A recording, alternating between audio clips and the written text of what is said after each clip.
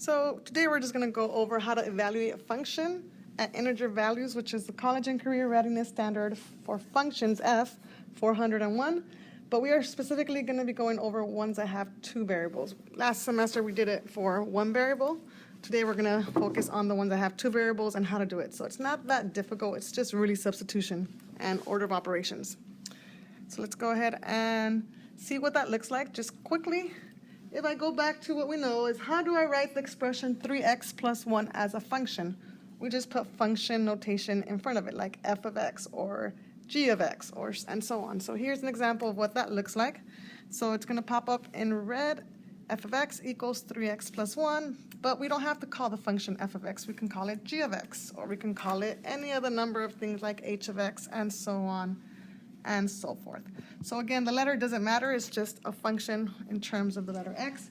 Remember, f of x, g of x just really means y equals. All right, and so on, etc. All right.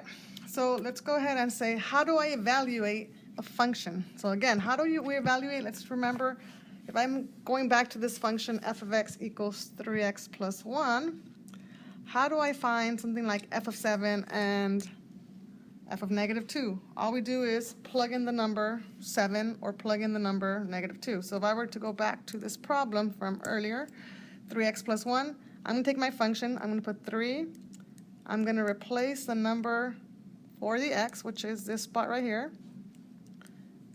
That x is going to get replaced for the number 7, so I'm just going to substitute the number 7 in that spot. So I'm going to put a 7 there.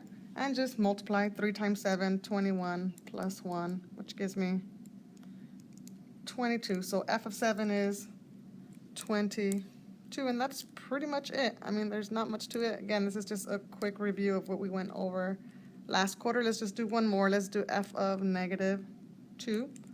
So if I go f of negative 2, it's 3 times x plus 1.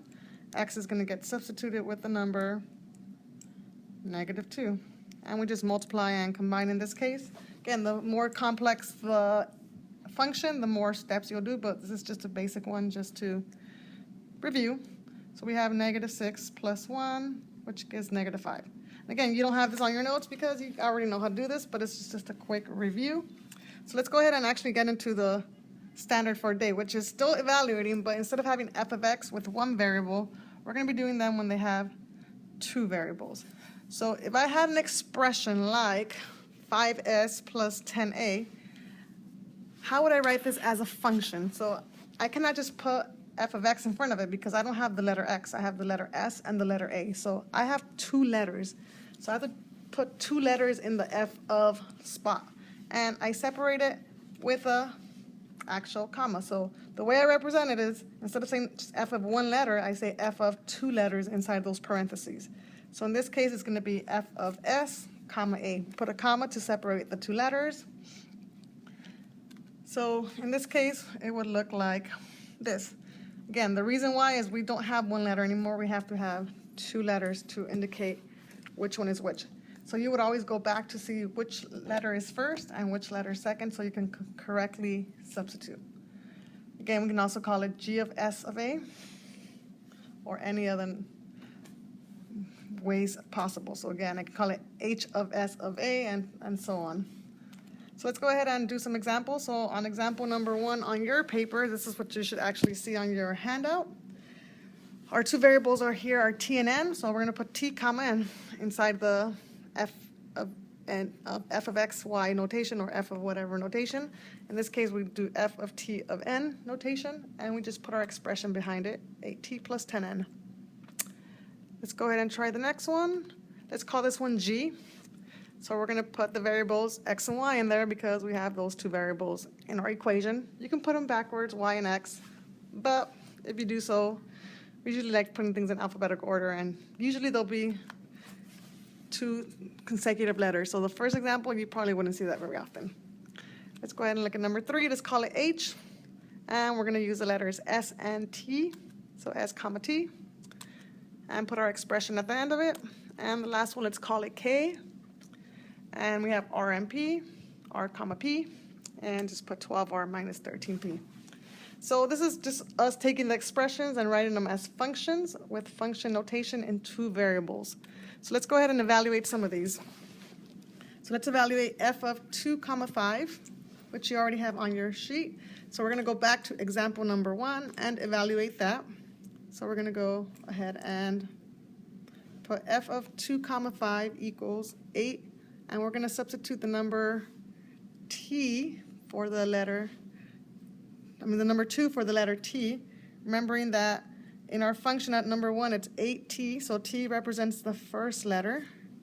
So we plug in a 2 and a 5 for the n. And again, you got to make sure you know that the 2 represents the letter t and the second letter represents the letter n. And you just multiply and combine. That part's the easy part. Let's look at b. So g of 2 comma 5, 2 represents the x value. We look back at our equation, our function, because x comma y, x comes first, y comes second. So x is 2 and y is 5. We're going to go ahead and plug in the 2 in the x spot, the 5 in the y spot. And once we do that, we multiply. 3 times 2, 2 times 5, and we get 16. Let's repeat the same thing for C and D. Go ahead and do it, pause it, and then come back and check your answers. Since you are now done with C, let's go ahead and check if you have your correct answers. 2 represents S, and 5 represents T, so let's plug those into their corresponding parts. You should have gotten negative 14 minus 25, which gives you negative 39.